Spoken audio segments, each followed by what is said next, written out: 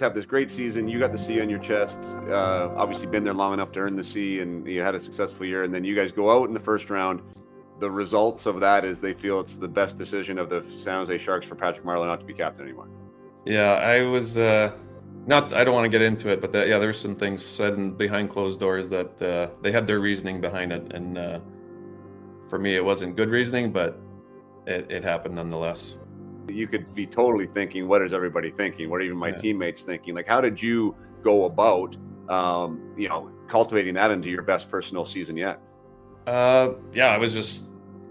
It was a FU attitude. It was like, oh, screw you. Like, that's not going to, like, I know there's one or two ways that could have went, right? It could have been this way or this way. So I chose to go the other way.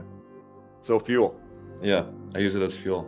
That was Patrick Marleau, the all-time games played leader in NHL history.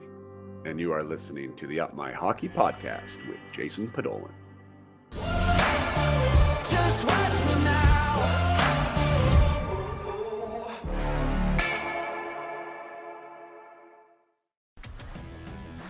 Welcome to Up My Hockey with Jason Podolin, where we deconstruct the NHL journey, discuss what it takes to make it, and have a few laughs along the way.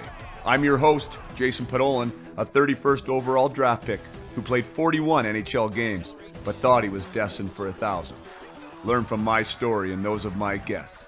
This is a hockey podcast about reaching your potential. Hello there, and welcome back to the Up My Hockey podcast with Jason Podolin.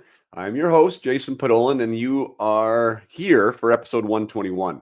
And episode 121 is pretty fantastic because we have an absolute legend of the game. And I do not say that lightly. That's with a capital L, legend. Patrick Marleau is our guest today. And, if you have followed NHL hockey at all in the last, 30 years, 20 years, this guy's name. One, because he holds one of the most distinguished records in all of hockey, which is the most regular season NHL games ever played by a human being. Patrick Marleau owns that at 1,779 games. If you add in his playoff games, which is pretty fantastic because he played on some great teams there in San Jose and had deep playoff runs, the number goes up even more. 195 playoff games to take him to 1,974 career NHL games. I did the math on that just quickly. If he played a game every day, or if you decided to play a game, an NHL game, for every day, back to back to back, you would take you 5.5 years to accomplish that, playing every single day. Patrick Marleau did it over 23 seasons, which is pretty fantastic. Like he not only holds that record, but he also played over 900 consecutive NHL games. What else did this man do? He played in 4 world championships. He won 2 gold medals there, 1 silver with Canada. He won 2 Olympic golds in 2010 and 2014. He was an all-star 6 times. He scored 15 seasons in a row, 20 or more goals, 15 seasons, not in a row, sorry, but 15 seasons out of his 23 years. So an accomplished player, 1,197 points overall, 566 goals, wore a letter on his chest for 16 of his seasons. He was a second overall pick in 1997, but behind Joe Thornton. Joe Thornton also played over 1,700 regular season games in the NHL. So that 1-2 punch is crazy in that draft. Not to mention that they ended up playing together after Joe got traded from Boston. So they spent a lot of time together in San Jose and were a lethal 1-2 punch there. So yeah, to have somebody that surpasses Gordie Howe, whose name is obviously synonymous with hockey, his nickname is Mr. Hockey. So for Patrick, like, to pass Gordie Howe in that mark of the most games ever, and for us to have him on the show here today is pretty special. We talked about right at the beginning. I ended up we have a history only of being in the WHL together. So he was 3 years younger than me. I'm a 76 born, Patrick's a 79 born.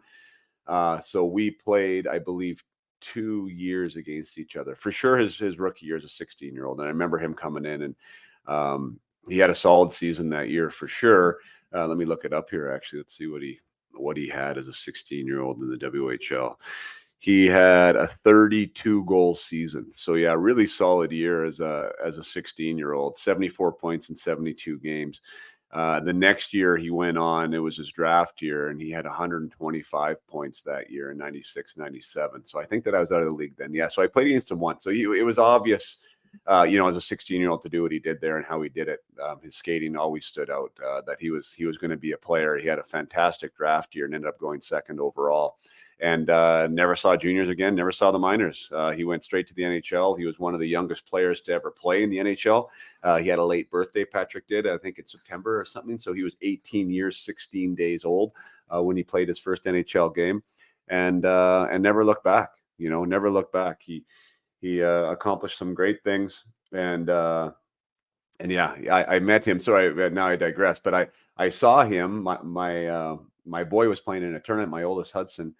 Just last weekend or 2 weekends ago now, and San Jose was there, and anyways, Patrick was on the bench. So I introduced myself, which I usually don't do, but I thought, what the heck, this is Patrick Marleau, and I probably should shake his hand and say hi. And anyways, and he was gracious as ever, and easy to approach and easy to talk to, and he agreed to share his number with me, and that he'd want to come on the podcast, and so that was how that happened. And yeah, and now my gift to you is this 50 minutes or so that I got to spend with Patrick, and probably, I would assume it's unconventional to most of his interviews. We didn't, I didn't break down the Stanley Cup playoff runs. We didn't talk about the Olympic gold medals that he won.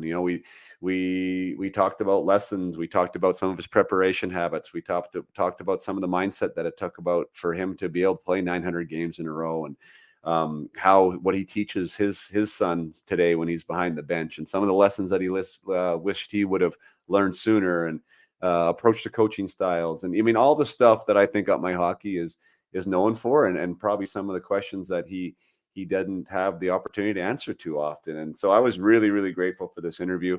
It was, tons of gold nuggets in there. If you can't learn something from somebody who played 1,779 NHL games, he's very forthcoming with gifts of gold, the lessons that he learned. Great conversation all the way around. And yeah, kind of a big moment for Up My Hockey, to be honest, to be able to have someone like Patrick come on here and share so much time with us. So I assume that this discussion will get a lot of listens and a lot of downloads. If you enjoy it as much as I enjoyed having it, then please do share it and get it out amongst your networks. Because if you have a hockey player that wants to be better, and if you are a hockey parent that wants to help your child, then this conversation is fantastic. And if you're just a Patrick Marleau fan or a fan of hockey, then I think you're going to see a side of Patrick that maybe you don't get to see too often in conventional interviews and formats as such. So yeah, lots of good stuff here. The other thing I failed to mention so far is that we talked about when the coaching staff decided to remove his C after a President's Cup winning year with an early exit in the playoffs. They took his C away the following season. So we talk about that adversity and what that meant to Patrick and how he forged on. So yeah, lots of really good stuff and stuff that you probably haven't heard before. So I'm just gonna let this one rip.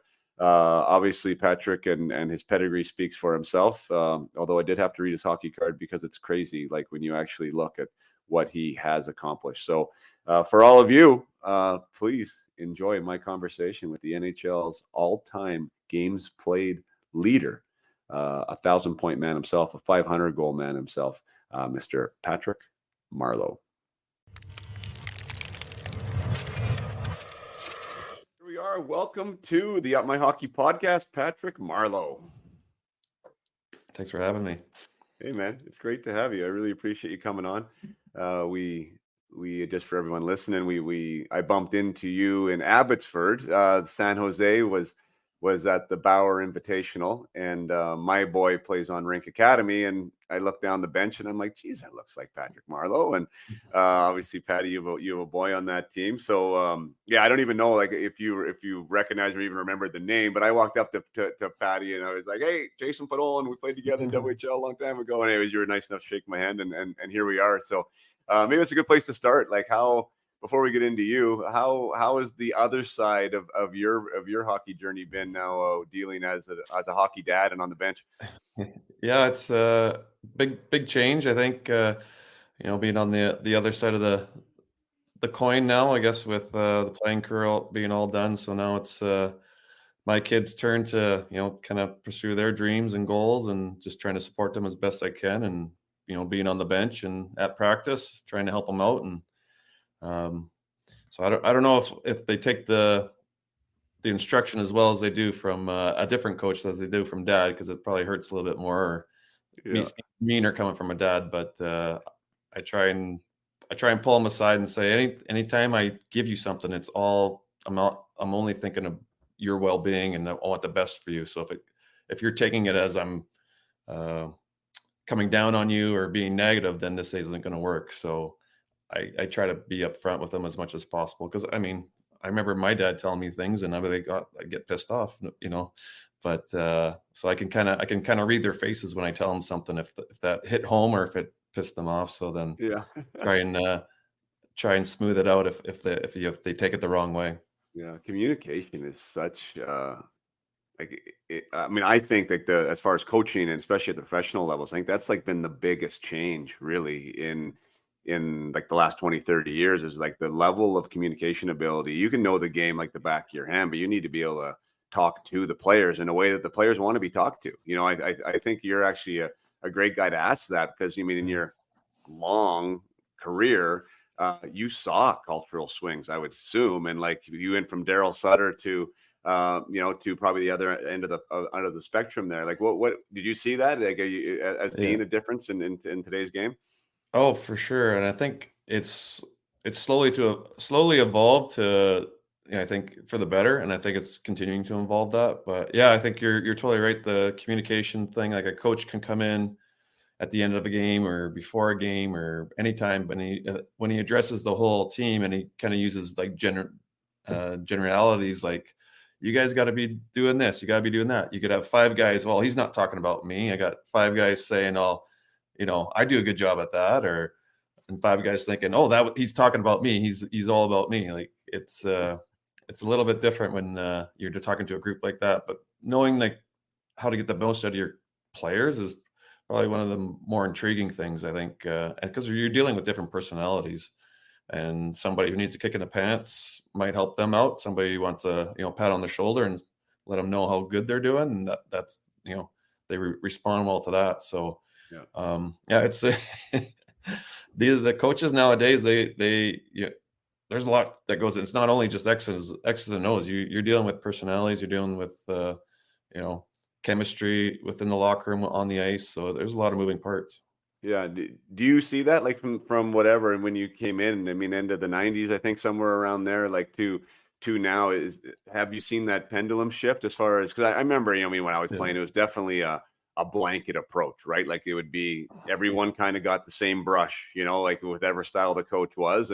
Yeah. And then it sort of started to shift. I even saw in a little bit of time where you would have more individual meetings, you would have a few more chats here and there where they would want to get to know you maybe a little bit more as a person instead of just what you were offering as a hockey player. Like, did you see that shift yourself? Yeah, definitely. Like I first came in with Daryl, who really hard nosed and wanted everything done a certain way. And then my next coach was Ron Wilson, who was more loose.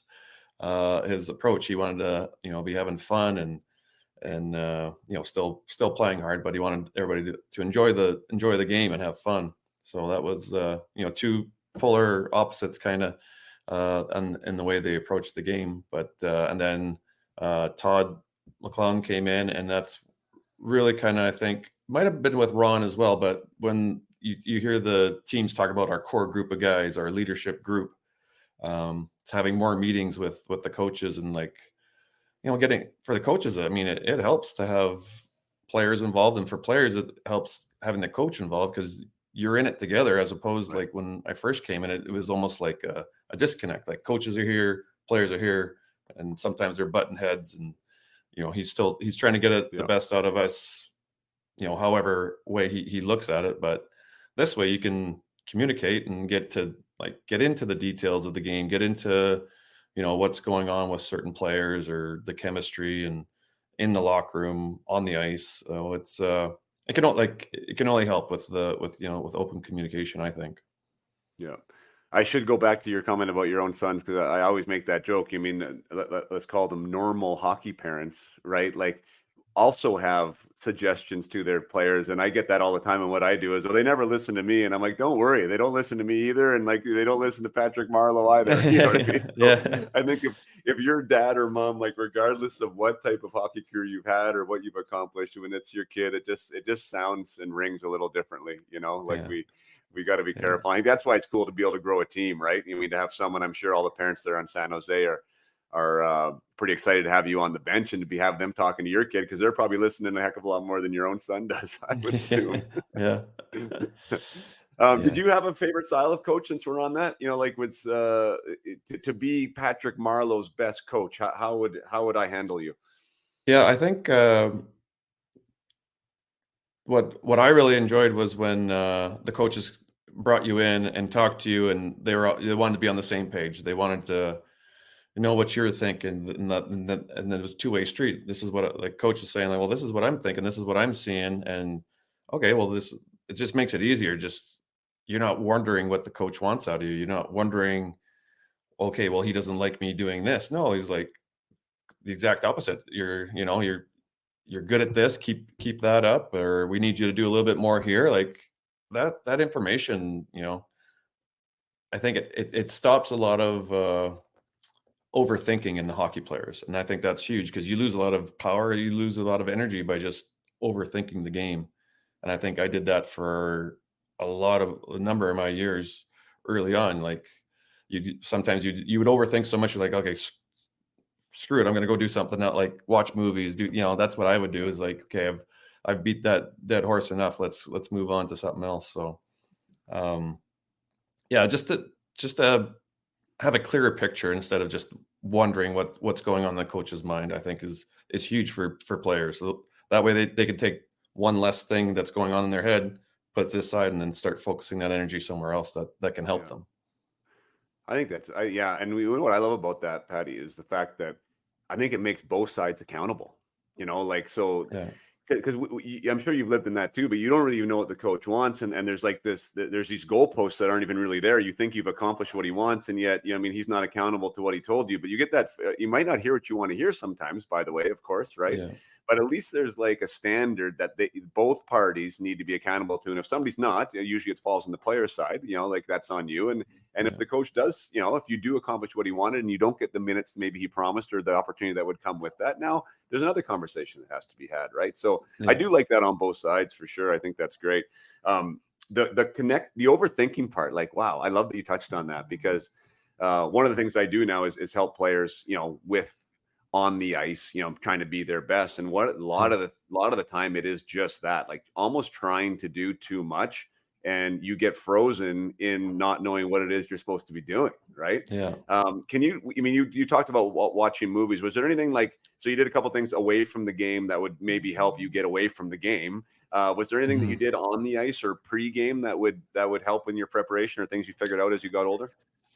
Yeah. So as I got older, I started to I wasn't always focusing on like, okay, I got to score tonight, or I got to get an assist, or get a point, or I got to do this. I started to break things out into details of the game. Okay, so when I do score, when I do have success, what does that look like for me? So Jay Woodcroft was the assistant coach at the time here, and we'd come up with like a list of either like 4 or 5 things, like 5. Usually if I had 5 shots, I had a good chance of scoring a goal that night. So that'd be my standard, was get 5 shots, like 3 hits. Usually when I got my body involved, I was more engaged and have better games. Like protecting the puck, face-offs, try and be over 52% that game, or things like that. So just instead of taking the focus on the end result, you focus on the details that's going to allow you to get that end result. And that's kind of the thing I've been trying to pass on to younger players, and because it's a lot easier to get to 5 shots, to get those 3 hits. It seems more easier as opposed to I got to score tonight, and you don't know what that looks like. You just know you want to score, but now you break it into steps. Like, okay, and I tell my boys, like, play that first shift in your head before you play it. Like, puck's dropped, I bump into my winger. Loose puck's there, I bump it back to my D-man. I have to get open for him. You go through a whole shift and play it out as perfect scenario. Obviously it's not always going to happen, but you get that good feeling, you get that muscle memory, you see yourself visually doing it the right way. And I think that can help like kids out and help any player out. Yeah. The thing I think it helps with a lot too, and I echo exactly what you're saying there when I'm working with players, is that it helps you understand what your identity is. And I don't want to say that in in putting a player in a box or in a role specifically, but you mean Patrick Marleau is different than a Chris Pronger, for instance, right? Like different than a Joe Thornton, right? So you guys play different ways, and you can both be very, very effective and impact the game, but not the same way, right? So, and I think when you're, well, even me as a young pro, I think you're trying to still figuring it out, right? But definitely at the youth levels and the junior levels, like they need help figuring out, what are the details that make me special, that make me valuable to this team and allow me to have an impact on the game. And when you can put those into 3 or 4 little units of metrics that they can focus on, bang, now all of a sudden those results that they all want usually start to happen, right? Yeah, for sure. And then the one other thing I tell trying to, tell these young players is, 2 things you can control is your attitude and your work ethic. Regardless of what the coach does, what your teammates do, you always have those 2 things that you're in control of, as opposed to things you have no control over and you worry about those things. No, you focus on what you can control and then, build off of those things. Yeah, I think that's the art of mastering the controllables, and it really is, because how much energy do we have focusing on the things that we don't have control of, and we have we have influence over them. That's the thing I always tell players, right? Like, you do have influence over the coach and how much you maybe get played, right? Like your play will dictate that, your attitude, your work ethic, these things that you're talking about that you do have control over will influence the coach. It doesn't guarantee the result that you want. But worrying about what that coach actually says or does or will do, that doesn't do you any good at all. So I love that advice as well. What you mentioned a little bit about visualization there. Was that something that you did like to use quite a bit in your preparation? Yeah, I liked it a lot. I think I tried to do it as much as possible, and I think for me, I would almost do it without even without saying, okay, I'm going to go sit down for 5-10 minutes and visualize. It was always just kind of happening for me. Yeah. There was times where I was like, okay, I'm going to visualize, sit down, and I would do it. But looking back on it now, my brain was always kind of visualizing like what's going to happen the next day, the next game, or next practice even. Yeah. I just had Dustin Wolf on, and he's a goaltender with the Flames, number 3 right now, a really great up and coming prospect, and goalies are obviously a little bit of a different breed, but we did talk about visualization, and he also talked about meditation. And sometimes, if people aren't familiar with either practice, they almost get molded into being the same thing. He spoke of meditation as being more of something that would keep him centered and in the moment, like in the present. That's how he would actively engage with his meditation. So that would help him then on the ice, right? That he could block out, the things that maybe he couldn't control, and then stay in the moment, stay in the game, help him get over mistakes and stuff like that. Did you ever mess with meditation at all in that aspect? Yeah, I tried everything. I mean, I was always looking to get better. I was always trying to read things on the plane. I was looking into nutrition and all those things. So definitely tried the meditation thing. And I think that's where meditation is probably huge for controlling the controllables. Like you're thinking about your thoughts, right? You're like, thought comes in, is that beneficial to me, or should I scrap it, get rid of it? So being present and everything like that. And then the one thing I am telling my boys, if you're finding yourself in that downward spiral, like, oh, it's not going in for me, like you're repeating the negative over and over, I'm like, well, that energy you're using for the negative, what can you do with it? Instead of keep giving it to the to the negative side of things. Let's take it and let's work it to a positive. So if you're worried about like, oh, I'm having trouble with that shot, and you keep playing that over in your head, like, okay, let's stop doing this. Let's go and do the shot. Let's go work on the shot, Right. Or so just different things like that. Yeah. Yeah, that's awesome. I call that closing, like the ability to be able to close the gap. One of the things when I'm working with players is that like the self-awareness. Like I think that's such a skill, like being self-aware and being unbiased as we can with that self-awareness, right? So we can actually now make a new decision or a new choice in that scenario. And it's perfectly to your point, a lot of times there's an event or a thing that happens.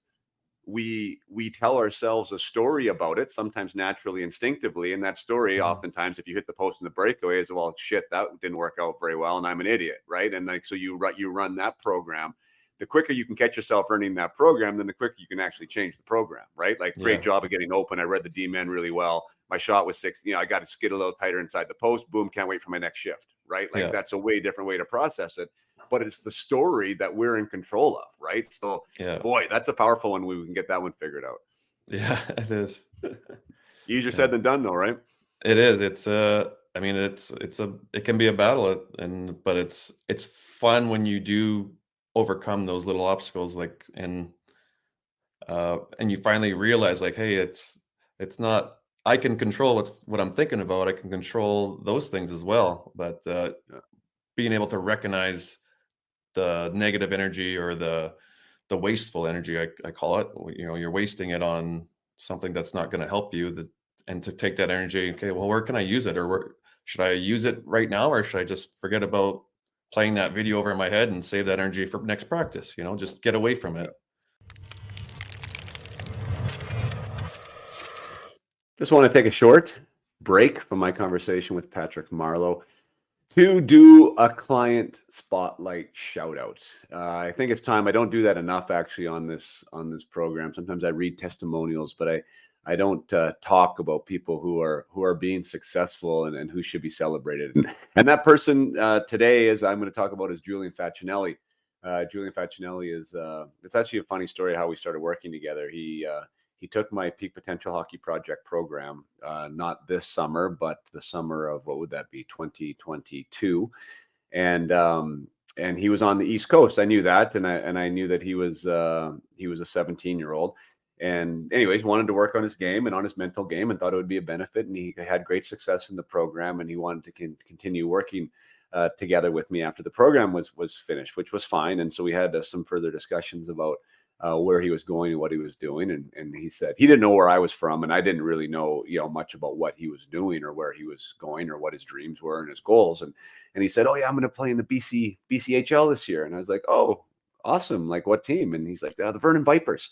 And so for those of you who know me, you know that I'm from Vernon, and the Vernon Vipers are in my own backyard. So this kid from Toronto had been committed to by my home junior team and was coming out to spend the season in my backyard. So that worked out really cool. And I was able to work with Julian all last year.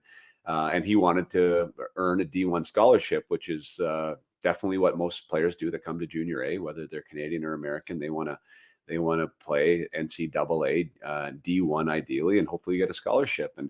And so last year, as is the case with most rookie seasons, Julian, he got off to a good start, and things went well, but they didn't go great, but by his standards, and he had all the ups and downs that somebody living 3 time zones away and in a new province and in a new league, in a schedule that they haven't faced before, and navigating his way through. He had the ups and downs of a season like that, and didn't quite have the production that he wanted, and was hoping to get that commitment last year. And there were some people that were interested. It just never worked out. But all in all, he had a successful season. And this year rolls around, and he's off to a great start. And Julian was awarded as recognized as one of the assistant captains for the team, and got off to a good start production wise, and is playing the brand of hockey that Julian can play. And lo and behold, the Princeton Tigers called, and this Ivy League school on the East Coast, and he had his fly down about a week ago, and he signed his commitment letter earlier this week. So it's so fun to be a part of that level of success. And I say, whenever I work with anybody that's working with me, it's my job is to help you get what you want to get. My job is to help you have your goals and dreams come true, and for you to be the best player that you can be. And when you become a part of that process, and you get to see, a player go through the ups and downs of a junior season and of chasing down a scholarship, and then to see that happen at a school as prestigious as Princeton with my client, it is so absolutely rewarding. It is so fun. And it's worthy of celebration because, boy, it's hard. It's hard. There's a lot of hard times during the hockey season, especially in a junior hockey season. And there's a lot of emotional ups and downs. There's a lot of physical ups and downs. And when that phone call happens and you get to sign those papers and you get to realize that one little mini dream on his dream to bigger things now, but to realize that it's something to worth celebrate. So Julian, thank you. If you ever listen to the podcast, I actually don't know, but it's been an honor working with you and it's been an honor supporting you. And I'm thankful for our relationship and for what you've been able to accomplish. It's been a fun ride. So a little shout out there for Julian Facinelli. Hope his season continues as strong as it has been, and definitely gets to wear that Princeton Tiger jersey sometime in the near future. So without further ado, and if anyone out there is interested, like I said, Julian didn't always, but he started with the Peak Potential Hockey Project. That's my signature mindset program. It's a great way to figure yourself out, to figure out what things you can do potentially differently or new that are going to help you be the best that can be on the ice from a performance level, and also how to maximize your development, your practice habits, all these great personal development things, and how to really actually learn how to be a professional hockey player. If you're interested in that program, you can find that at upmyhockey.com. And for anyone listening who would want to be a client like Julian, like you actually have to take that program first. That is a prerequisite of working with me. So just so you know, because we have to know what the strategies are and the tips and the tools before we can have the biggest impact as we can with working together one-on-one. So if you're interested, upmyhockey.com. And other than that, let's get back to this conversation with Patrick Marleau.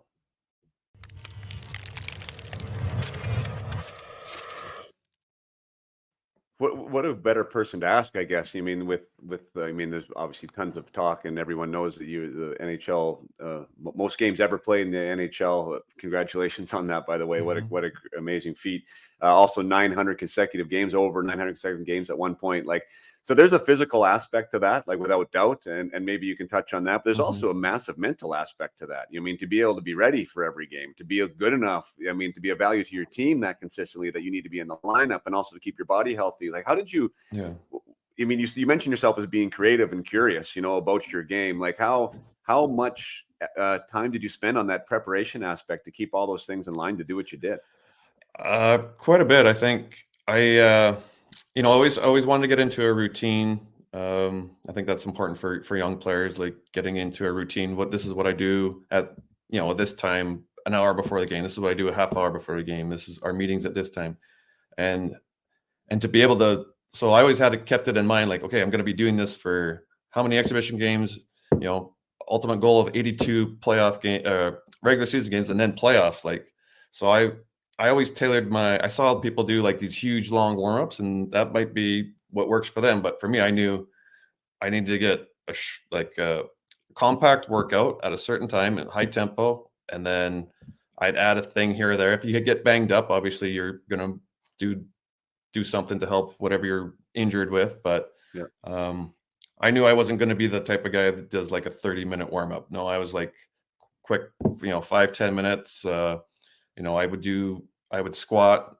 I heard Joe Sakic would squat before games or do some cleans or something like that. I'm like, hey, I'll give that a shot, So I'd go out and I give it a shot and do some plyo jumps after, squatting, whatever it was, 185 or just, something to wake the legs up and get them going. So, and then do a dynamic warm up and things like that. So it was, my warm up was probably, 5 to 10 minutes given on the day. And obviously you got back-to-back games some days, so then you might shorten your warm-up, and there's a lot that goes into it. But did you have anything part of that routine where you said you found yourself visualizing kind of all the time? Was there any department that you segmented off for just some type of a mental prep?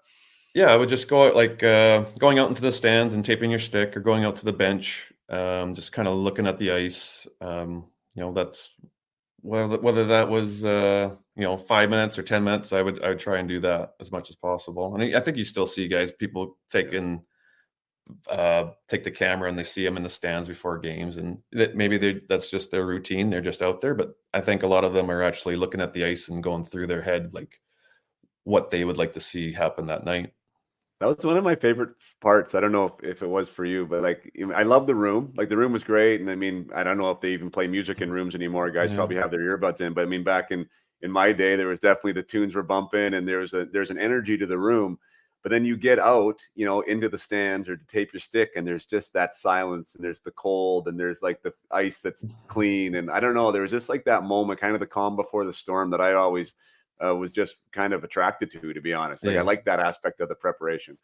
I did too. And then there was a Bauer commercial. I think maybe even like when Lindros did it, and it still stuck with me. Is like it's a clean sheet of ice, and it's like I can't remember the headline or whatever. It's like it was almost to the effect like what's going to happen. Like it's. You never know what's going to happen in a brand new game, brand new clean sheet of ice. Like that one always struck home with me. Like, what's the story going to be tonight, kind of thing. Yeah, it's a canvas, right? Yeah, blank canvas. Yeah, the blank canvas. I just wrote this down. We were talking about preparation, and you were talking about your warm up. And one thing that I heard, and maybe I didn't hear it, but I think I heard it someplace, that you were a big advocate of the cold tub, and that you did that between periods. Is that true? Yeah. So I started later on in my career. I started getting into it, but I remember my very first my first few years. I saw Tony Granato. He would get undressed and hop in the shower. I don't know if it was cold or hot at that time, but he was like the original guy where I saw him like, boy, I don't know if I'm going to be able to last that long in this league. Seeing if I have to start doing that type of stuff, and here I am, like I don't know how many years later, I'm doing even more, like just getting undressed, get in the shower, and then jump in the cold tub, cool down, and getting dressed again. So I always enjoyed doing that. And if I felt like I needed like a jump start, I would even jump in between the first intermission or even after warmups. If I knew like, oh, this something doesn't feel right, I need to, little kick in the pants or jumpstart this body of mine to get going, I would jump in the cold tub. And the best part that I liked when I would go in the second intermission and I go in the cold tub, while I was going out to the third, I felt like I was going out for the first period. Like my core body temperature would just drop right down. You just feel your body's, you're still, I mean, you got cold, you cooled down, but your muscles are still warm in a way. They don't cool down that quick, I don't think. And so I loved it. I love that feeling of like, it almost mentally, I think I kind of made it so I have an edge on somebody. Whoever's not doing this, I've got an edge on them. I don't know. Yeah. No, that's fantastic. And I think that there is a mental edge to doing that as well. Like just even with the idea of getting in there, and as comfortable as you can get with it, you're still uncomfortable kind of, right? Yeah. So there's that aspect that's pretty cool too. Yeah. I'm a fan of cold tubs too, and cold exposure. Yeah. I've kind of investigated all that stuff. And I was a guy that got undressed too, but I would stretch in the middle of the room all the time. I don't know why. I just was always stretching. I'd be completely no gear on. And, guys, half the good time, guys would look at me like I was crazy, right? Because they hated putting their gear on, but I didn't mind getting undressed and getting dressed again. Yeah. Did you, as far as stretching, I don't, that's come to mind too. I saw some guys that played, without injury and very successfully for a long time, who were stiff as boards and like not flexible, no motion. At least I wouldn't think. I was quite flexible, and I was also pretty adverse to injury. So like I've seen both examples. Were you flexible, and did you think flexibility was something that was promoted your health there? Originally, I wasn't flexible. I was one of the guys where just kind of sit around and like, okay, you guys ready? Let's go. Early on in my career, and I was like, okay, well, let's dive into this stretching thing a little bit more and learn more about it. And then, so I started doing that, and, body obviously felt better. You felt better the next day. Stretch for me personally, like stretching after games was one of the things I would do as well. And it's not like not putting in like hours of this stuff. It's quick and it's easy. And you do it, you're decompressing from the game as well. Like it's pretty easy to do, but I felt it very beneficial for my game. And, but at the start I wasn't very flexible. I was like, oh, these guys stretching this and that, like right. And when you say not flexible, is that like hamstrings you mean, or groins, or like what would you be referring to? Probably hamstrings were probably my tightest, but now I can touch like but it's funny that like I always go like even the young kids now, like you think that they'd be flexible, but a lot of them they're still like 14, 15 years old. You still need to stretch. I think that's one of the things that not everybody loves stretching. It's one of those Yeah, comfort zone things. Like it doesn't yeah, feel the best when you're tight and you're stretching. It's one of those things you got to push through. But you feel yeah. better after. What's the result going to look like? And for me, jumping in a cold tub or stretching, I always felt better somehow. Yeah, cool. What was the biggest thing? So in the 900 games and the consecutive, which is Mhm. bonkers to me, like that's just so crazy. And then the overall game total itself, there must have been something along the way. Like, you remember one injury being like fairly significant, or the most significant thing that you played through during that stretch? Yeah, I always kind of like played it off. I was thinking about it the other day, and I was starting to think, well, you had this injury this year. You had that like a nagging injury all year long, kind of thing. Like, Yeah, oh yeah, but I would never come out and tell people like, it's one of those things. You just play through it. But looking back, there was one year where I had kind of like almost like a sports hernia that I played through. I had to put tape on it and things like that, and I mean, I probably could have had like a surgery of some sort, but I didn't want to have to do it. And it was timing too close to the season, this and that. But it was one of those things where it took maybe 2, 3 months for me, like, working with it and working through it to get it to where it was starting to feel better and starting to heal itself. So that was probably one of the tougher ones. I mean, I've had, uh, uh, AC joint like separation, things that playing through those. Playoffs, there's always broken hands, things like oh really? that. But yeah, Yeah, but for me, it was I always wanted to make sure my legs were good, like groins and things like that. So I think that goes back to the stretching part of things too. That I always wanted to make sure that I was flexible there and yeah. strong at the same time. Yeah, that's one thing I was thinking of. You're obviously known for your speed and your skating. One thing I remember playing against you when you came in at 16, that you could definitely skate the minute you got into the league. And uh, I, I kind of just tried to break that down. And there is no, like, you can't paint it with a wide brush. But I think like as far as like stride extension, your glide leg, like you need some type of like hip flexor, hip groin mobility to be a good skater. Like, I think, Yeah. to be fast. And anyways, and again, now with my own boys, like you are, like, you're breaking down your own kids and, hey, where can we help? And I had a conversation with my oldest the other day. I'm like, God, like I don't, it wouldn't hurt you, man, to be more flexible. Like, I tell you, especially in your groins, like, and I mean, it's not like they're super active, but they're also sitting around a lot. I mean, go play Yeah. Fortnite doing a groin stretch. You know what I mean? Yeah. Like, you can do it. Yeah. Yeah. So there's lots of ways to be engaged. But anyways, yeah. What would be? I just wrote a note at the top there. You mean, such a long career. I mean, the games played, passing Gordie Howe. It maybe seems obvious, but maybe it isn't. Like, what would you consider the biggest accomplishment of your career, if you had to break it down into one? Oh boy. Um, Or maybe what's you're most proud of, I guess. I don't know. Like, maybe it's the same thing, but like, I think it, sometimes guys have, like, there's inner pride about some certain things that maybe aren't like instantly recognizable yeah. to the casual fan. No, I always wanted to be on the ice no matter no matter what. I always want to be in the game. So I think that, probably take pride in that. Like I played through a lot. I wanted to be on the ice and I wanted to help the team. Um, I think as my career went on, I think the thing that I look forward to now is, or looking to players is that compete. Like, do they hate to lose? Do they have that in them? And I think that's one of the things I look for now. But that's one of the things I think I took pride in, is I hated losing and I didn't want to lose, and I wanted to compete. I wanted you to beat me as opposed to me just letting you walk all over me, kind of thing. Yeah. I wanted that competition. But You weren't like that. I mean, I couldn't agree more with that. And I think it's interesting the way that reveals itself or shows itself. You know what I mean? And you've kind of seen that. I mean, the casual fan has seen that in the game. You saw it as a player, like us growing up in the WHL in the early mid '90s. I mean, if you ever lost 5-0 at home, like there was multiple fights. You know what I mean? Like even if you weren't upset that you were losing, like you had to pretend that you were upset, right? I mean, like there had to Yeah. be some type of a statement that showed this isn't okay.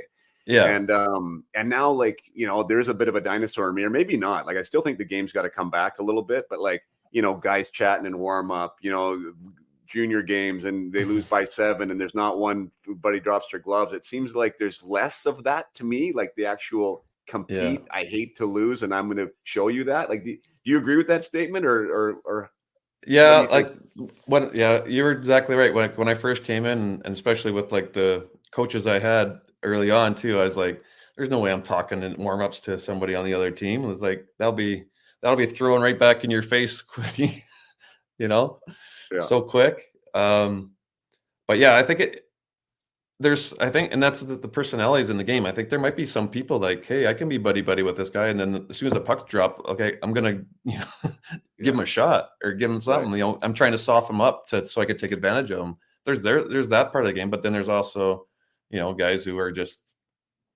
they're just having they're out there they're out there having a good time, and I don't know if the competitive nature's in them or not. Maybe it's just a different way. Maybe it's one of those personalities that's how they get the best out of themselves. Yeah, I mean, it's true. I mean, each to their own, right? There is some guys that play a little better, a little more loose, like a little more with a smile on their face, and some guys that play better with a burr up their ass, And I think there's probably seems to be more room for the guys that play with a smile on their face now, which is, I mean, kind of neither here nor there. What would that look like for you? Like, so Patrick Marleau being upset or being super competitive about winning, like how would that manifest and show up in your game?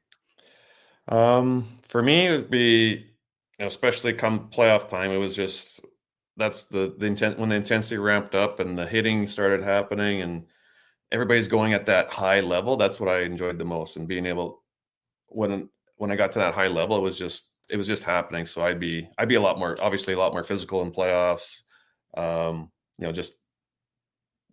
Just in like that engagement, and you're going for the ultimate goal. I think that's what I love. Everybody's game would get to a higher level, so then you'd have to raise your game too. It's perfect. Yeah. That is the best. I mean, that's the best about hockey. And I wish it was a little more physical in the regular season. I get it. It's a grind. It's 82, but like still playoff hockey now is still awesome to my mind. Yeah. I mean, guys start playing physical, kind of the way I think the game's supposed to be played. And, it's all on the line. And I think, that's a ton of fun. That's the part that I miss too. I miss it, but I also don't miss it because it's a hard time of year. Yeah. It's a hard time of year. And it happens almost every year in playoffs is, there's a guy nobody really thought of in a certain way, and it just the compete comes out, and it's like, we got a player here. Like, where'd this come from? And then and then as far as coaches, like, how do we get that out of them more? Like, it's funny, but I love watching the playoffs because there's always at least one or two guys on each team, and sometimes even like 3 or 4 on the winning team where they up their game. They have that extra compete in them, and they're able to do that. And then they get remembered too, FYI. So anyone young guys out there listening, like, I mean, that's remembered. If you can get it done in the big moments and that's where you shine, like people want that, for sure. But yeah, switching gears, biggest influence? I mean, I read in the brief little investigation I did going in, you were one of the youngest 18-year-olds or youngest to ever play, which maybe coincides well with the fact that you also played the most games. But influential years there, 18 years old in the NHL. Maybe that wasn't when the big influence came in. Maybe it was somebody you met later. But can you remember anyone that was super influential, coach or player otherwise, that helped you out? Yeah, I mean, my first year, I think most of the team was all veteran guys. They were all like late 20s or early 30s. Like, I mean, I lived with my first year, lived with Kelly Rudy and his family. Mikey Vernon was the other goalie. Then, I mean, up front, Bernie Nichols, Tony Granato, Murray Craven, Mike Ricci came over, Owen Nolan, Vinny Danfus came over a little bit later, Adam Graves, like Doug Bodger, like all these, Todd Gill, like these were veteran guys, and I grew up watching them play, and being able to have Marty McSorley, like having these guys there and having them as your mentors and teaching you and just watching them, for me, it was I loved watching people just because you can learn a lot from just watching how they handle themselves or what they do before practices. And I remember, like, take Vinny Damphousse, for example. He would score that backhand goal like it was almost like a backhand one-timer up top, or you do a certain move on a D-man where you do a stop and go all the time. And there's no coincidence that it would work for him, because I saw him working at it every day in practice. Right. You know, and that was one of the things my first agent told me, Don Baisley, and was probably one of the more influential people on for me, for my game, my career. Was he goes, find your spot where it's going to be automatic for you to score, and before every practice, go and take shots from that spot. That was one of the very, first things that he kind of gave me, that little nugget, and I was like, because like that's your spot. Yeah. And so I would do that, and it, it worked really well for me. And I try and pass that on to the other guys, like, where's your spot? Like, find a spot, or your shot. What's your shot? Like, and perfect that, keep working on that. What a great, I mean, I do love that. Yeah. I work with some junior teams now, and it's funny, you go and you see the shoot around before practice or even after practice, and these guys put in a lot of work. But I made a comment last season, like, they're all working on the one-timer off the half wall, like all of them. You know what I mean? Yeah. Like, Yeah. how many guys take that shot in a game? Like, so few. Like, the one guy in the power play might get that shot one or twice a game, right? Yeah, you got 18 guys working on this shot, and I'm like, boys, like, no, like, I mean, I didn't say it the way you did, and I'm going to actually use it that way, because find your spot. Like, where are you going to score in your game? Yeah. Even getting back to what we talked about earlier about, like, the little metrics, right? Like, some guys are going to score in the paint. Like, go to the front of the net and find ways to get that puck under the bar, right? Or quick hand stuff. Anyways, it's if you want to be a pro about your game, I think, in that, back to that self-assessment point, like, you can really get a competitive advantage, I think, early, because most guys just show up and most guys just go home, right? And they do what's told them. And if you want to get a little bit of extra in there, I call it deliberate practice. It's not like my word for it, but I've heard it before and I like it. Like, you deliberately practice for you and about you within the confines and the ecosystem that's going on of your regular practice. My God, like, how much more benefit do you get out of it, right? Yeah. Oh yeah. That's the thing I tell my boys now too, that all the boys, like, some practices are going to be skill, some are going to be team. But I said, even in those team practices, there's things you can do within the drill to sharpen your skills, to get better. And whether that's, first 3 hard strides on everything, every whistle, or whether that's shoulder checking, like, there's so many details in the game that that the kids, that you can give to them, but you just got to keep reminding them, so it becomes second nature for them. No, I love that. I love that. Yeah. Just want to take another short break from the conversation with Patrick Marleau to say thanks for all those who are listening, and thanks for all those who have supported the show. Now, here's my call out to you. I know that half of you that listen on an Apple device, and I know that Apple is one of the only places that you can actually leave a review and some words if you so choose. It's super easy to do, but not many of you do it. So if you could right now, pause the podcast, go to your listening device, review the episode, place your 5 stars down there. You don't even have to say why, but you could if you wanted to, and submit. And that's all it is to it. So it really does take not more than 15, 20 seconds. If you're going to spend an hour listening to the podcast, you might as well take the 15 to 20 seconds to review it. It would mean the world to me.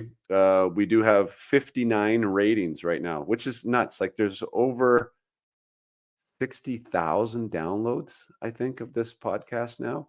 So that would mean like 30,000 downloads on Apple devices and listens.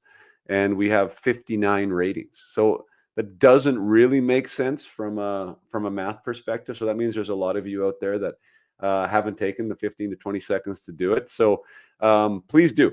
Please take the time. Let's get this. Next time I do an episode, I want to see there be at least in the 60s. That a few of you have decided to give me a review. That'd be super appreciative.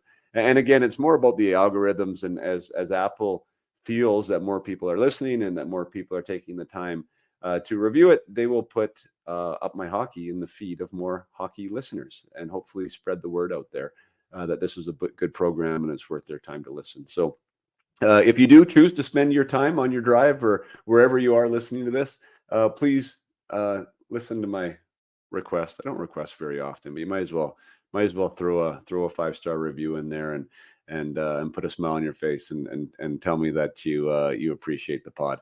So thank you. I do appreciate you reviewing or not. Thank you for being a part of the Up My Hockey journey and the Up My Hockey show. And let's get you back to this fantastic conversation with Patrick Marleau.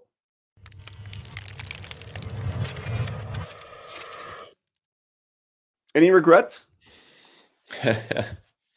Well, yeah, you try not to live without regrets, but yeah, obviously not having hoisted the Stanley Cup is probably is up biggest one, eh? there. Yeah, but I did give myself the most opportunities that I could to try and win it. So closest was when? What year was that? You guys got to the final. 2016 against the Penguins. But how many games did that one go? 6. But I've been to the Western Conference Finals, I think 5 or 6 times. Like we had some really good teams here, so it, just never got over that hump. Deep runs. Yeah. Run. Yeah, that's a lot of short summers. Yeah, no kidding. I say that all the time. I mean, how that separation comes, like from the winners, right, and the losers, and like, I don't know, like maybe it's just me, but I think if you can get down to the final 4, final 2, and yes, there is another hump that you got to get through to be the ultimate winner, but like, my God, like how many lessons and like what does it take to even get there? I mean, and there's like puck luck and there's a bad call and there's all these things that can happen to you. And I think that, just going through that process and being to that spot time and time again, I think shows that that team and your group was a bunch of winners, just didn't happen to go right, Yeah. And I mean, and then there's sometimes where you probably your first round is probably against the best team you'll face all Stanley Cup, but then you expend so much energy beating that team that you're a little bit banged up or tired for the next one. Like there's so many different things that inches goes into it. What any adversity that you remember? I mean, a lot of time there. Like, was there any substantial scenario that was like something that you look back on and like you're proud you got through? I have lots of adversity. Probably when we were president. We had best overall through the regular season, and then we lost in the first round to Anaheim. And then then I got stripped of the captaincy that year, and then following year I had my best year. Just kind of because in my mind it was like that doesn't mean anything to me. Like I know you guys took it away. I'm still going to be the same player and lead the same way, whether I have that on me or not. Obviously, I didn't like the fact that it happened, but there's a lot of reasons that I was told that went into it. But what was the coach? Who was the coach then? It was Todd McClellan. Todd McClellan. Yeah. So holy smoke! So I didn't know that. Can we dig into that a little bit? Yeah. Oh no, was it Todd? I better make sure before. Yeah. Well, I think it was. It doesn't really matter to me who the coach was, but like so you guys have this great season. You got the C on your chest. Obviously, been there long enough to earn the C, and you had a successful year. And then you guys go out in the first round, and that like the results of that is they feel it's the best decision of the San Jose Sharks for Patrick Marleau not to be captain anymore. Yeah, I was not. I don't want to get into it, but there's some things said behind closed doors that they had their reasoning behind it, and for me, it wasn't good reasoning, but it happened nonetheless. Okay, well, so yeah, amazing. So we won't air the dirty laundry, but let's go at it from like the personal psychology perspective. So now you have this discussion. I mean, you're obviously now forward facing, kind of the face of the franchise in a lot of ways, and you got to go out there and play hockey. When I again talking with players now, like something called fear of other people's opinion. Like you could be totally thinking, what is everybody thinking? What are even my teammates thinking? Like, how did you go about cultivating that into your best personal season yet? It was a FU attitude. It was like, oh, screw you. Like, that's not going to, like, I know there's one or two ways that could have went, right? It could have been this way or this way. So I chose to go the other way. So fuel. Yeah. I use it as fuel. And were you conscious about that choice? Yeah, I think so. I was like, I wanted to prove whoever thought they should have taken it off me that they were wrong, and that that they had no effect if they were trying to do anything to, you know, to make me go this way, then that wasn't Yeah. going to happen. I don't know.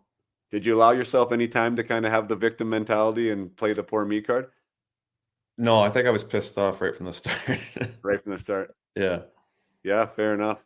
And Yeah. what a great, I mean, that's a testament, I think, to your character and everything else. You mean to not, to not run from that. I think a lot of players could have, and demanded a trade or whatever else could have happened.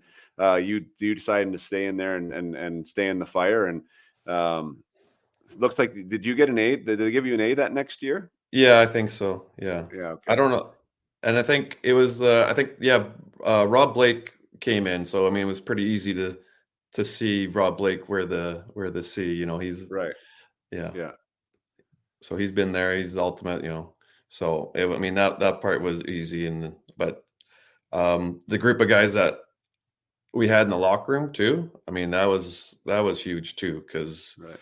we came together, we talked about it, and That's awesome. Well, it's not yeah. awesome, but I mean, I think that's a really interesting story because, it is easy a lot of times for players to get lost in that, like the victim mentality. I mean, I've already said it, right? Like, oh, poor me, or why this, right? And Mhm. so back to me, what we talked about earlier, like the story you told yourself was not these guys don't appreciate me or don't like me and everything I've done for them. And what, it was more like, all right, I'm going to prove to you that this was wrong. And, you told a different story that allowed you to be a better player. Mhm. So for everyone listening out there, it is the decision, right? There's those choices in those moments of how you want to use it. And you're never above any of that stuff, right? Like you never know when Mhm. it's going to happen, right? Yeah. The No. game is so crazy that way, completely crazy. You just got to keep giving it to you, and it never has to give you anything back, does it? Yeah. um, what else did I have? I think well, I wrote lessons. I mean, you've definitely shared a ton of lessons, that you've shared with your boys over stuff that Mhm. you've done. Is there anything that stands out that you haven't talked about yet as far as over this long career? Any lessons that stick out that you wish you would have known maybe at a younger age? Um, yeah, I don't know how to word it. I think when you're in it, you're in it, and it's hard to get that perspective of like removing yourself and kind of looking at yourself in retrospect, or how things are going, or how things are looked upon from the outside. I think for me that probably would have been one of the things, like, okay, well, like let's really look at this. Like, is it is what I'm feeling what reality is? And that's kind of what we kind of talked about at the start, right? So Yeah. being able to keep yourself in the present and kind of recognize um, when you are going down a bad path, or not even realizing how you're on a good path, one of those Yeah. things. I think the creativity and the curiosity that you talked about early on in the game, I think that has to be a precursor to longevity. I mean, I think it Yeah. has to be. I mean, from what I heard about Zdeno Chara, like he was very curious about his game, about always trying to get better.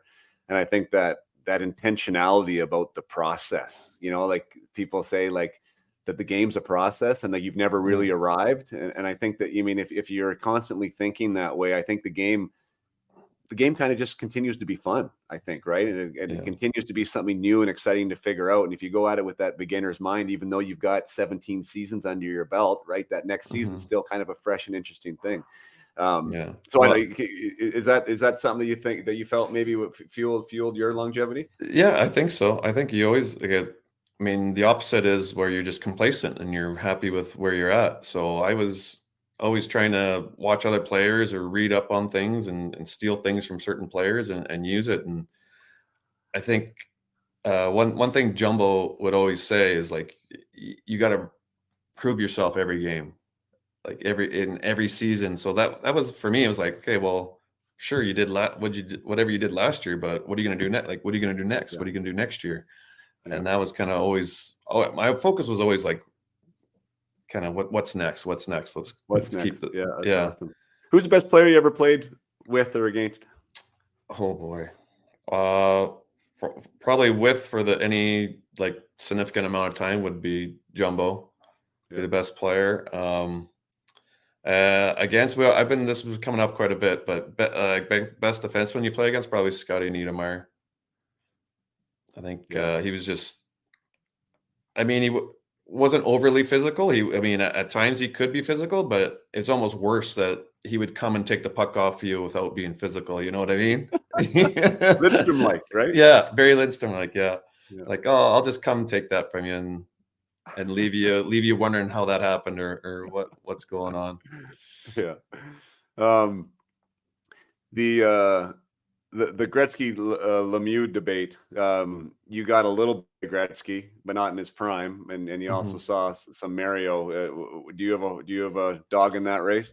Yeah, I grew up idolizing Mario Lemieux. Obviously, everybody idolized Gretzky as well. So it was the big. There's like three of them: Yzerman, Gretzky, and Mario. Those are the three that they always talked about growing up. But I really enjoyed watching Mario play and how big he was and how he could move on the ice. It was pretty crazy to see him. Did you ever have him as a teammate in a world championship? So World Cup, yeah, and keep telling the story. It was a simple drill. You come down, pass off the pad, like two guys coming down, just pass off the pads. And I went with them like 2 or 3 times in a row. And each time he shot the pass, he passed better, just as well off the pads as if it wasn't. It was pretty like amazing.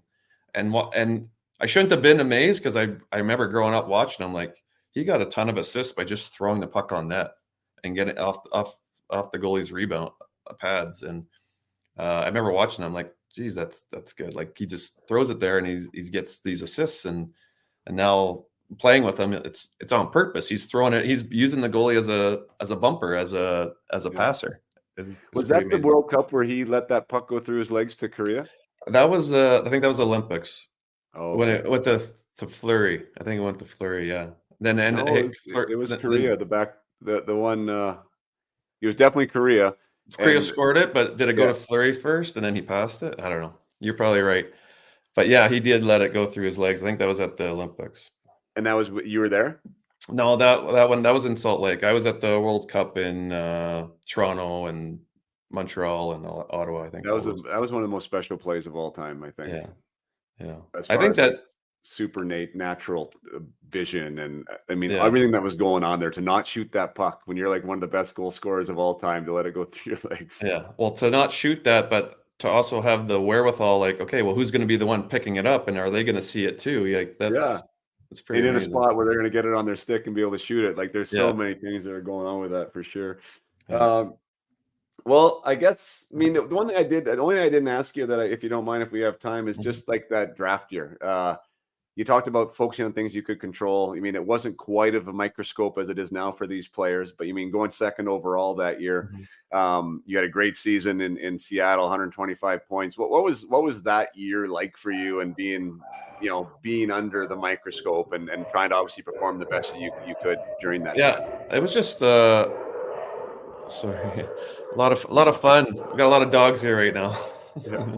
Doorbell must have went off.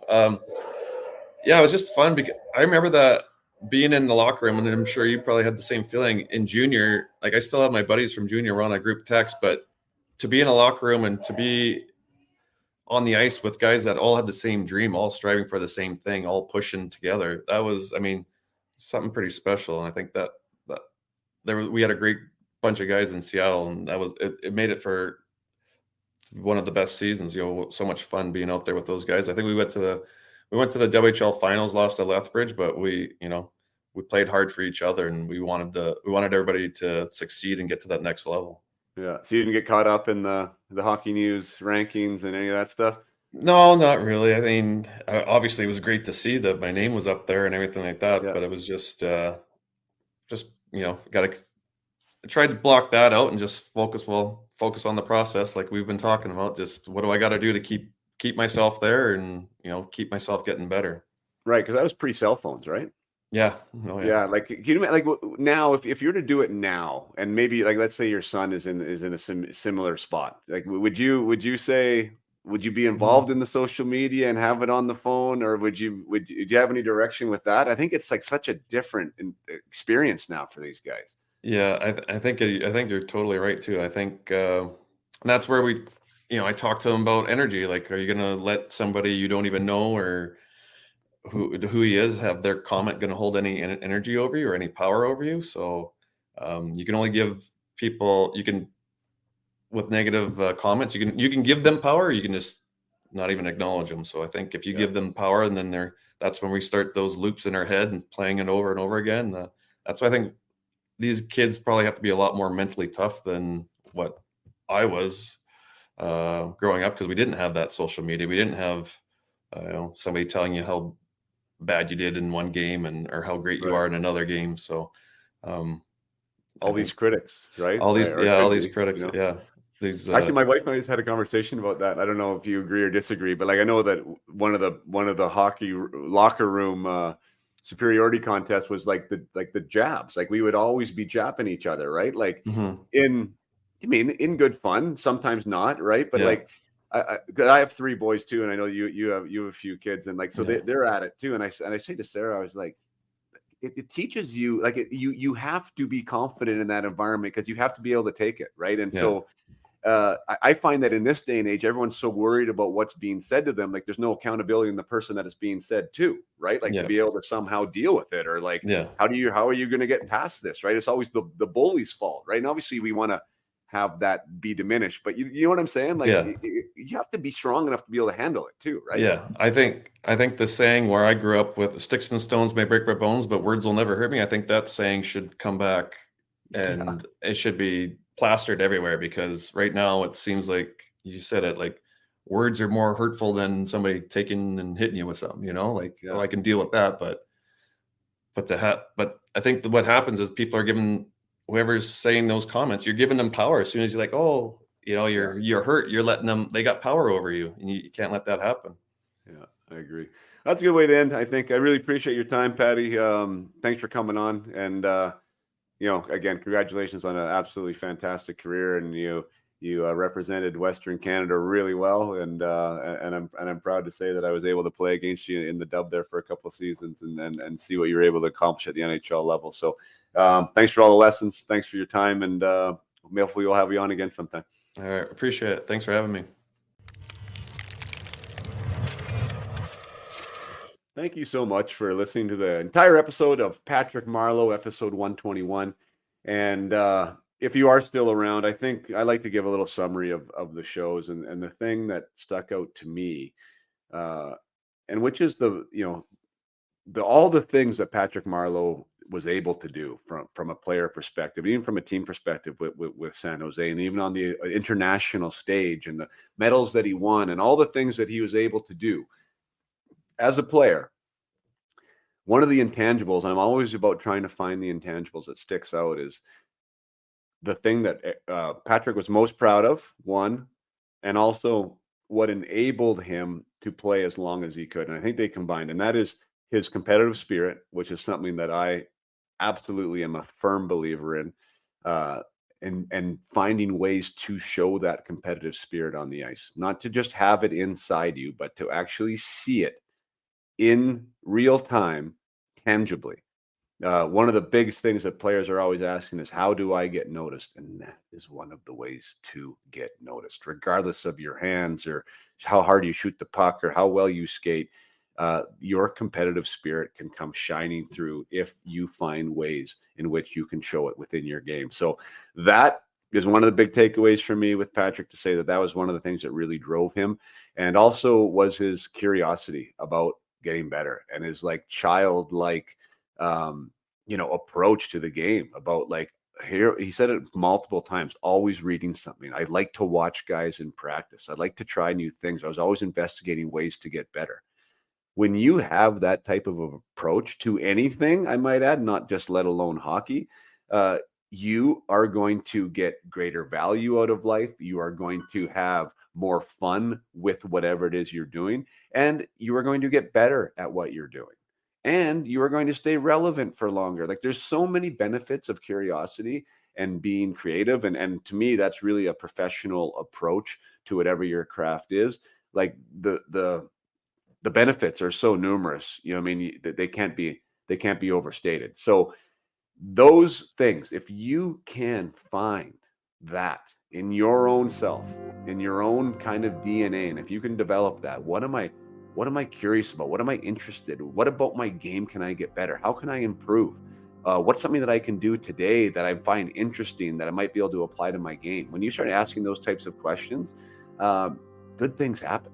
Good things happen. So celebrating your own creativity, being investigative about yourself, having the self-awareness to find ways to improve where other people aren't, and then that competitive spirit. I mean, that the compound effects of those two things can really, really drive you as a hockey player, and can really drive performance on the ice, and also drive performance as a human being, and in your community, and whatever you want to do or you are doing.